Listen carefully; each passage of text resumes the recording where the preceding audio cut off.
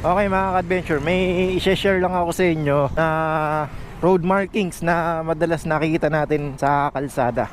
Para to sa mga newbie o baguhan sa pagdating sa kalsada.